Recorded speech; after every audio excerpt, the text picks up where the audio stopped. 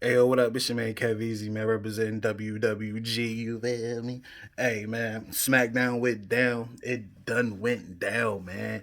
Just like my head just went down. And it was a good show. It was definitely a good show going into Elimination Chamber tomorrow. It started off with Trish Stratton. Trish Stratus coming out. You feel me? She's from Canada, so, got the big Toronto pop, you heard? And she introduced Tiffany Stratton. Tiffany Stratton came out. They selling the match for tomorrow. They definitely look like mother daughter. Though I ain't gonna lie, like it definitely is gonna be a passing the torch moment. Maybe we don't know how tomorrow's gonna fare out, but it get interrupted by Chelsea Green and Piper Niven. You know, going back and forth, trash talking each other, and we got a match out the deal. So the match ended up happening, and it was going good. It was going good. Tiffany was getting to the point where she was about to win, hit her moonsault, and then here come Nia and here come Candice coming to beat up Trish Stratus on the outside. That caught the attention of Tiffany Stratton. Tiffany looked, and then when she started to get action, she tried to grab Nia Jax by the hair. Nia Jax sweep them feet, took her out the ring, tossed her over the table. Ding ding ding ding ding ding ding ding ding. No, we didn't have a winner. but I'm gonna give my opinions. Shout out to Dread. He gonna have his predictions. We're gonna have that video out at some point tomorrow. Well, by the time you're watching this, it should be loading up at this point. Or be ready, getting ready to go, man. But you know, thought that was a good way to open up SmackDown. Earlier in the day, Nick Aldis said that it was going to be a tournament to determine the number one contender for Shinsuke Nakamura's title, U.S. title. And I'm not gonna lie, I'm a big fan of tournaments. I like tournaments. It gives you that level of unpredictability. Like, some matches you can predict, but some of them is like, it can kind of go either way, right? So I like the fact that we was getting a tournament and it was gonna be like a 1 day tournament. It wasn't gonna be like, yo, we gonna find out next week. We gonna find this out tonight. Tonight. So the first matchup was supposed to be solo. God damn. The first match was supposed to be Andrade versus Solo, but Solo caught up with Jacob and Tamatonga in the back, and he was like, "You know what? That's why I want you to do it, Jacob." He like I don't know what's up with Solo just glazing Jacob all of a sudden. I don't know if it's out of fear. I don't know if he got a master plan. I don't know, but I need to know. I need to know. You feel me? So now it's no longer Solo. I didn't know Solo had this power, but it's no longer Solo. Now it's Jacob Fatu versus Andrade. So we get that match. Good match, man. Very, very, very good match, man. I'm not gonna lie. If it was Solo versus Andrade, I would have been like, okay, it could go either way, right? But since it was Jacob inserted, I said, oh, Jacob won't win. He's not about to lose to Andrade. And guess what, guys? He didn't lose to Andrade. Then we get the backstage segment with, Santos and his crew and the Street Profits. It's like, yo, now we're gonna need that apology from y'all since y'all thought it was us that, did y'all dirty. The Street Profits like, we ain't apologize for nothing. So that turned into a match. So we started to get a match, but not for long. Because every single tag team on SmackDown came out. They wanted smoke with the smoke. DIY came out. Pretty Deadly came out. Motor Machine Guns came out. Who else came out? Did I miss anybody? I think that was it. But they was brawling for a good 7, 8 minutes, like straight. It was like, this takes place of a match. But it's cool because it hypes up the actual division, at least on SmackDown. It hypes up the division where it's like, all right, yo, I'm interested in all these teams, man. There's not none of these teams are makeup teams. They're legit tag teams. So it's pretty dope. So we seeing that they're going to be having a moment. I think all of them might be involved at some point in WrestleMania, at least for the SmackDown championships. It's to the point where all of them been good. Even Street Profits, they missed time, but they came back on this angry streak. It's like, yeah, you gotta throw them in there too. So we got a long time to kind of, to figure that one out. But I feel like almost all of SmackDown's teams is going to be a part of WrestleMania at some capacity. You know what I mean? Just because of the performance they putting on now. Next, man, you get probably one of the funniest moments of the nights outside of R-Truth. You know, when he saw Cody in the backstage. My opinion is, I think Cody is going to turn on R-Truth. I think that's going to be the person that he beats down that gets the crowd to boo him finally, or the boom like on some legit stuff. Because I don't think him beating up Rey Mysterio, it might work, but the R-Truth thing is it has some type of history there, so that'd be dope. But anyway, you get the members of the male elimination chamber match. You get CM Punk. I think it started with Drew McIntyre was out there. Um, Damian Priest came out. They chatting. Then Seth Rollins come out. They chatting. Then CM Punk come out. They chatting. And then you hear Logan Paul. Excuse me. You hear John Cena's music. It got me. I ain't gonna hold you. I was like, oh, John pulled up. And then when I saw Logan Paul come out, I said, yo, he got it. He got it. He got it. Like, you can hate Logan Paul you want, yo, but yo, he got it. Like, he was able to pull a fast one on everybody. Because you saw people was legit upset that it was not John Cena that pulled up. You know what I'm saying? The only thing was out of everyone's because everyone was pretty much getting on each other, right?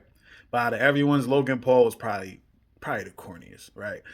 Damian Priest didn't say enough to even qualify. I think if he would have sat there and tried to Jones with everybody, try to come at everybody, it wouldn't mix because Damian Priest is more of an action guy. Like, in my vision, he's more of an action guy than a guy that's going to talk crazy, you know?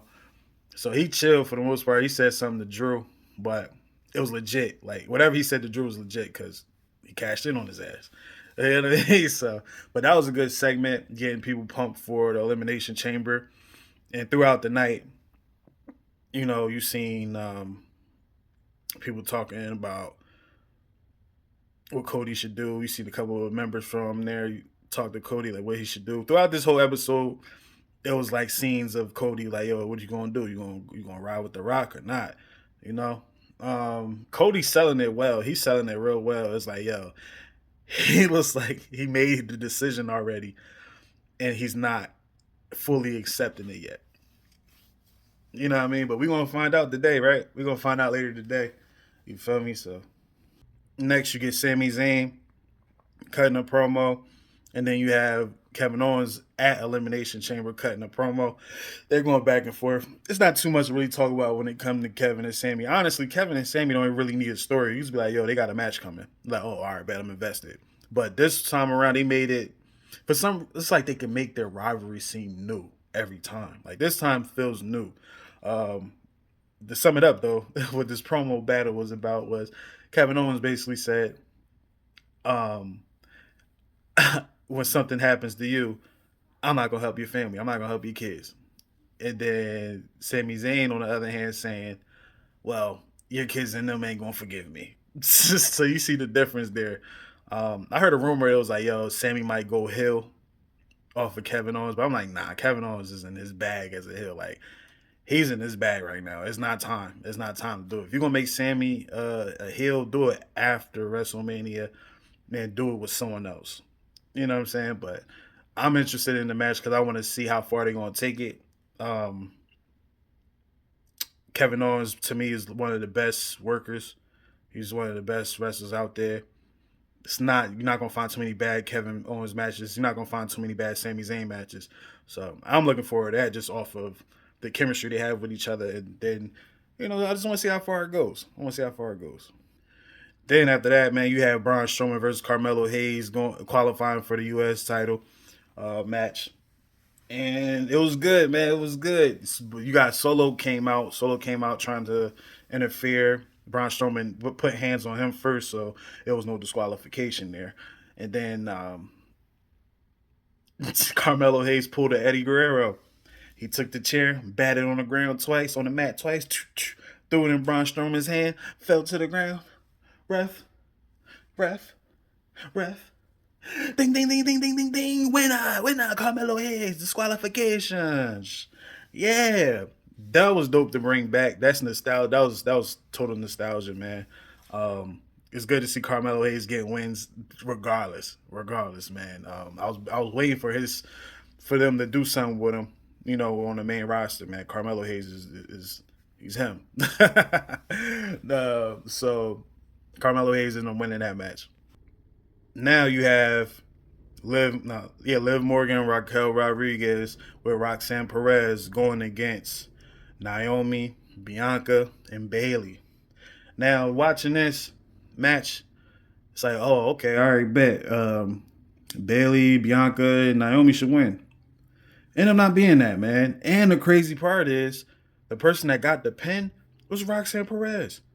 Roxanne Perez. So I'm not gonna hold you. When Roxanne was in NXT, I was nervous about how Triple H then would be booking her when she moved up.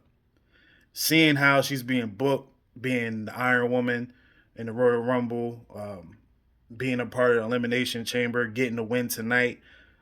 All right, they building her up, and low key, it's crazy because there's no disrespect, but it's like they're building her up better than they doing Valkyria. Lyra Valkyria, and she's already a champion. But they put Roxanne in a great position right now, man. And I'm excited to see how she fares in the Elimination Chamber with the other women. And the dope part is after the match, we got an appearance from Alexa Bliss. She popped up, hit what's name with the what are they calling that now? And it's not the Sister Abigail. It's something else. It's something else, right?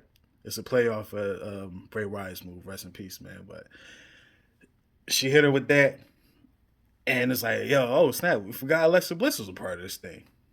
She kind of sells herself at this point. You don't even got to say, yo, you just be like, yo, Alexa Bliss on the card. Like, oh, all right, bet. Let me tune in. So it was good to see her get a part of things. And though her connection with the YS6 is coming, I think Bo Dallas is hurt. So they kind of holding off on that. But, I'm looking forward to when they actually come back full fledged, man. Oh, yeah, I forgot to mention, man. LA Knight won his qualifying match against Santos Escobar. Um, that was a good match in itself. I don't know how I forgot that one. And for the main event, you got the triple threat match versus LA Knight versus Jacob Fatu versus Carmelo Hayes. This was a fire match. Fire match. Um, Carmelo had his moments that I thought he was going to win. It wasn't too many, but I saw a few. I was like, oh, he about to win. Didn't happen though. Seeing LA Knight doing his thing, like, oh shoot, he can win. But before I finished that, Jacob Fatu was carrying this match. When I mean carrying, I mean really whipping ass this whole match. Whipping Carmelo ass, whipping LA Knight ass.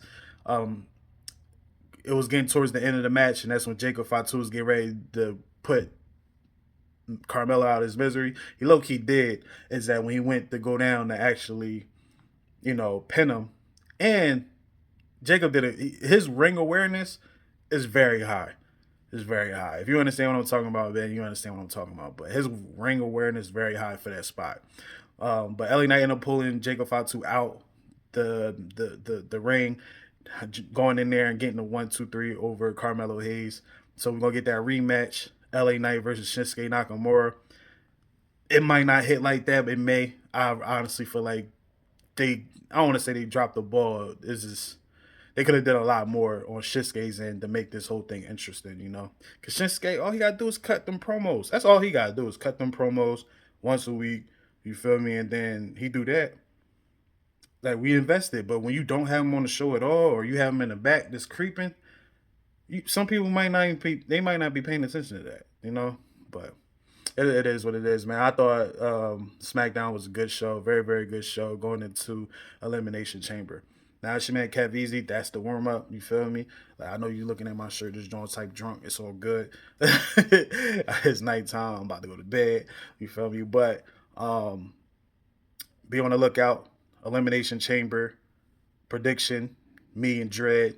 That's gonna be dropping. So by the time you watching this, like I said before, it's loading up. So it's your man KevEZE. Make sure you like, share, and subscribe on the channel via Sin All Day. WWG Wrestle with Greatness. And we are.